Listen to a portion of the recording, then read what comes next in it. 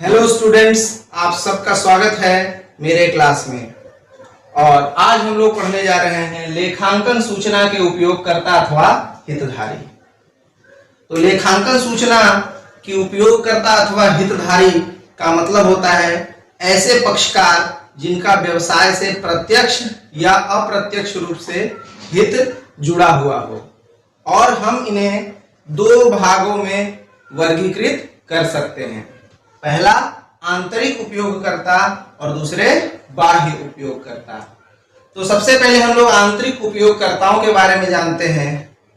सबसे पहला जो आंतरिक उपयोगकर्ता है वह है व्यवसाय का स्वामी, दूसरा है व्यवसाय का कर्मचारी, तीसरा व्यवसाय के प्रबंधक, और बाह्य उपयोगकर्ताओं के अंतर्गत आते हैं ऋणदाता, व्यापारिक लेनदार, विनियोजक, ग्राहक एवं सरकार। तो आइए एक एक करके इनके बारे में विस्तार से जानते हैं। सबसे पहले व्यवसाय का स्वामी। व्यवसाय के स्वामी का कैसा हित व्यवसाय में जुड़ा हुआ है? उनका मूल जो हित है वह है लाभ और व्यवसाय की आर्थिक स्थिति। तो प्रत्येक व्यवसायी यह जानना चाहेगा कि उसे व्यवसाय में कितना लाभ हो रहा है और उसकी आर्थिक स्थिति सुदृढ़ है या नहीं है। और इन्हीं सूचनाओं के आधार पर वो ये निर्णय लेता है कि उसे उस व्यवसाय को भविष्य में आगे बढ़ाना है या नहीं बढ़ाना है। ठीक है। और इतना ही नहीं, वो सिर्फ व्यवसाय के लाभ और आर्थिक स्थिति को ही नहीं जानना चाहेगा, वो ये जानना चाहेगा कि पिछले कई सालों से जो व्यवसाय संचालित कर रहा है उसमें उसके व्यवसाय ने कितनी तरक्की की है और उनका आर्थिक स्थिति और कितना सुदृढ़ हुआ है। इसके बाद है दूसरा कर्मचारी। कर्मचारी का वैसे तो लाभ के साथ कोई प्रत्यक्ष संबंध नहीं है, अप्रत्यक्ष रूप से वह लाभ से जुड़ा हुआ है, क्योंकि जब संस्था का लाभ बढ़ेगा तभी उसके वेतन के बढ़ने की स्थिति बनेगी। और इसके साथ ही साथ उसे बोनस तभी मिलेगा जब फर्म को अतिरिक्त लाभ हुआ हो। तो फर्म के लाभों के साथ उसका संबंध अप्रत्यक्ष रूप से जुड़ा हुआ है। अब हम लोग जानेंगे कि प्रबंधक का क्या हित है। प्रबंधक का हित है कि वह व्यवसायिक संगठन के समस्त निर्णय वो उन्हीं लेखांकन की सूचनाओं के आधार पर लेता है। ठीक है। बिना लेखांकन की सूचना के कोई भी प्रबंधक सही निर्णय नहीं ले सकता है। तो उसे निर्णय लेने के लिए किन चीजों की जरूरत पड़ेगी? लेखांकन के सूचनाओं की आवश्यकता पड़ेगी, और उन सूचनाओं के बिना वह कोई भी निर्णय लेने में सक्षम नहीं होगा। अब इसके बाद हम जानते हैं बाह्य उपयोगकर्ताओं के बारे में। बाह्य उपयोगकर्ताओं में सबसे पहले नंबर पे आता है ऋणदाता। मान लीजिए आप ऋण देने का कार्य करते हैं। ठीक है। आप संस्थाओं को, व्यक्तियों को ऋण देते हैं। तो अगर ऋण देते हैं तो ऋण देने से पहले आप क्या जानना चाहेंगे कि वह व्यक्ति जो है वह ऋण चुकाने में समर्थ है या नहीं है। तो हमें कैसे पता चलेगा कि जो पक्षकार हमसे ऋण की मांग कर रहा है वह ऋण को समय से चुका पाएगा या नहीं चुका पाएगा? इसकी जानकारी हमें लेखांकन सूचनाओं से ही प्राप्त होती है। इसके बाद है व्यापारिक लेनदार। व्यापारिक लेनदार अथवा आपूर्तिकर्ता जो कि उधार माल देता है। तो यह निर्णय वह किस आधार पर लेता है? किसी को उधार देना है या नहीं, यह निर्णय वो लेखांकन सूचनाओं के आधार पर लेता है। लेखांकन सूचनाओं के माध्यम से पता चलता है कि हम उसका भुगतान समय से कर पाएंगे या नहीं कर पाएंगे।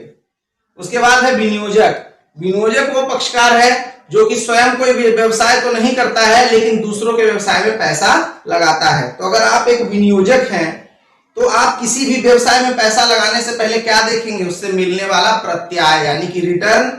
जहां आपको सबसे ज्यादा रिटर्न मिलेगा वहां आप पैसा लगा देंगे। तो इसका विश्लेषण कैसे होगा? लेखांकन सूचनाओं के आधार पर इसका विश्लेषण होगा। इसके बाद ग्राहक। ग्राहक का कोई प्रत्यक्ष संबंध तो लाभों से नहीं जुड़ा हुआ है, लेकिन यह धारणा है, यह मान्यता है कि कोई व्यवसायिक फर्म अगर निरंतर लाभ कमा रही है तो इसका मतलब उसने अपने वस्तु और सेवाओं की गुणवत्ता को बहुत बेहतर किया हुआ है, तभी वह इतना ज्यादा लाभ कमाने में समर्थ है। तो ग्राहक जो है वो भी फर्म के इन्हीं सूचनाओं से, व्यवसाय संगठन की इन्हीं सूचनाओं से जुड़ा हुआ है। इन सूचनाओं के माध्यम से वह अपने वस्तु और सेवाओं के गुणवत्ता को सुनिश्चित कर सकता है, उसके बारे में निश्चिंत हो सकता है। इसके बाद है सरकार। सरकार को व्यवसायिक फर्म से क्या चाहिए? सरकार को व्यवसायिक फर्म से चाहिए समय पर करों का भुगतान। तो सरकार के लिए भी लेखांकन सूचना बहुत महत्व रखते हैं। और इसके साथ ही साथ जो हमारे देश की तरक्की है, हमारे जो देश की प्रगति है, वह व्यवसायिक संस्थाओं के प्रगति पर ही निर्भर है। उनका हमारे अर्थव्यवस्था में बहुत बड़ा योगदान है। तो जो ये व्यापारिक संस्थाएं हैं, अगर सही से नहीं चलेंगी तो हमारे देश की अर्थव्यवस्था बहुत कमजोर पड़ जाएगी। जैसा कि आज आप लोग देख ही रहे हैं, पेंडेमिक में, यानी जो कोविड-19 का दौर चल रहा है, इस दौर में सभी व्यवसाय और सेवाएं जो है पूरी तरह से इंटरप्ट हो चुकी हैं। सभी आर्थिक क्रियाकलाप बंद हैं, जिसकी वजह से बेरोजगारी बहुत तेजी से बढ़ रही है। तो सरकार भी निरंतर इस प्रयास में लगी हुई है कि वह व्यावसायिक गतिविधियों और सेवाओं को जल्द से जल्द चालू करे, जिससे कि अर्थव्यवस्था में कुछ सुधार देखने को मिले और बेरोजगारी कम हो। तो सरकार के लिए भी ये लेखांकन सूचनाएं बहुत ही ज्यादा महत्व रखती। तो अब हम लोग लेखांकन के विभिन्न क्षेत्रों के बारे में चर्चा करेंगे और जानेंगे कि प्रत्येक लेखांकन के क्षेत्र का हमारे व्यवसाय में क्या भूमिका है। सबसे पहले हम लोग जानते हैं वित्तीय लेखांकन के बारे में। तो वित्तीय लेखांकन क्या करता है? यह वास्तविक लेखे के द्वारा व्यवसायिक संगठन की वास्तविक स्थिति का निर्धारण करता है। अब तक हम लोग जिस लेखांकन के बारे में जान रहे थे, जिस लेखांकन के बारे में चर्चा कर रहे थे अब तक के क्लास में, वो कौन सा लेखांकन था? वित्तीय लेखांकन, जिसमें वास्तविक लेखों के द्वारा व्यवसाय की वास्तविक स्थिति को प्रदर्शित किया जाता है। अब लागत लेखांकन, प्रबंधकीय लेखांकन और मानव संसाधन लेखांकन, जो लेखांकन के अन्य क्षेत्र हैं, उसके बारे में जानने से पहले आखिर ये जानना चाहेंगे कि क्यों इन क्षेत्रों की आवश्यकता पड़ी। तो भाई इसका स्पष्ट उत्तर है कि जो हमारा वित्तीय लेखांकन है वह अपने आप में परिपूर्ण नहीं है। कई प्रकार की कमियां हैं जो कि वित्तीय लेखांकन में हैं। उन्हीं कमियों को पूरा करता है लेखांकन के अन्य क्षेत्र। तो आइए जानते हैं लागत लेखांकन के बारे में। तो लागत लेखांकन का कार्य क्या है? संक्षेप में कहेंगे, वैसे तो लागत लेखांकन एक बहुत विस्तृत क्षेत्र है, लेकिन उसके बारे में यहाँ पर हम लोग संक्षेप में जानेंगे। तो लागत लेखांकन मूलतः वस्तु एवं सेवा के उचित लागत का निर्धारण करता है एवं लागत विश्लेषण के द्वारा लागत नियंत्रण में हमारी सहायता करता है। जैसा कि आप सभी जानते हैं, वित्तीय लेखांकन में लागत की कोई चर्चा नहीं होती, कहीं पे भी लागत की बात नहीं होती। तो यदि अगर मान लीजिए हमको किसी वस्तु या सेवा का उचित लागत निर्धारित करना हो तो हम वित्तीय लेखांकन के अंतर्गत नहीं कर सकते हैं। उसके लिए हमें लागत लेखांकन की आवश्यकता होगी, क्योंकि लाभ कमाने के दो तरीके हैं, विक्रय को बढ़ाकर और दूसरा तरीका है लागत को नियंत्रित रखकर। तो लागत को नियंत्रित रखकर हम अपने लाभों को बढ़ा सकते हैं बिना कस्टमर पर बर्डन क्रिएट किए।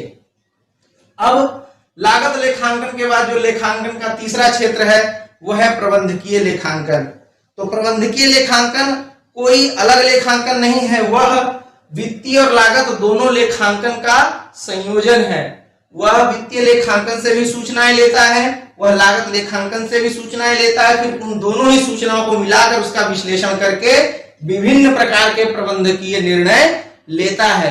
प्रबंधकीय निर्णय चाहे वह व्यवसाय के विस्तार से हो, कोई नए वस्तु के उत्पादन या उसके लॉन्चिंग से रिलेटेड हो, ठीक है, किसी वस्तु का उत्पादन बंद करना हो या कोई नई वस्तु इंट्रोड्यूस करनी हो।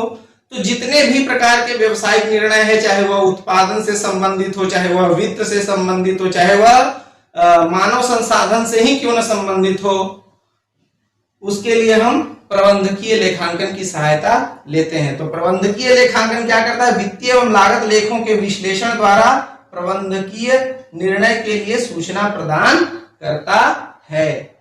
इसके बाद है मानव संसाधन लेखांकन। किसी भी व्यवसाय के सफलता में जो सबसे बड़ी भूमिका होती है वह किसकी होती है? मानव संसाधन लेखांकन की। अगर देखा जाए तो मानव संसाधन ही हमारी सबसे बड़ी संपत्ति है, लेकिन क्या हम वित्तीय लेखांकन के अंतर्गत उसको आर्थिक चिट्ठे में प्रदर्शित कर सकते हैं? बिल्कुल नहीं कर सकते हैं, क्योंकि यह एक अमौद्रिक घटक है, नॉन मॉनेटरी फैक्टर है। और लेखांकन की एक अवधारणा है मुद्रा माप की अवधारणा, उसके अंतर्गत हम केवल उन्हीं तथ्यों को लिख सकते हैं जिसे मुद्रा के रूप में व्यक्त किया जा सके। ठीक है, तो वित्तीय लेखांकन जो है वो पूरी तरह से इग्नोर कर देता है मानव संसाधन लेखांकन के महत्व को। तो मानव संसाधन लेखांकन इसीलिए अलग से डेवलप करने की जरूरत पड़ी, क्योंकि इसके माध्यम से मानव संसाधन की उपयोगिता एवं उसके कार्यशीलता के विश्लेषण द्वारा मानव संसाधन का अनुकूलतम उपयोग यह सुनिश्चित करता है कि हमारे पास जो भी वर्क फोर्स है, जो भी हमारे पास मानव संसाधन है, उसका हम अनुकूलतम उपयोग किस प्रकार कर सकते हैं, जिससे कि लंबे समय तक वो हमारे संस्था के साथ जुड़े रहें और संस्था के विकास में अपनी भूमिका निभाएं।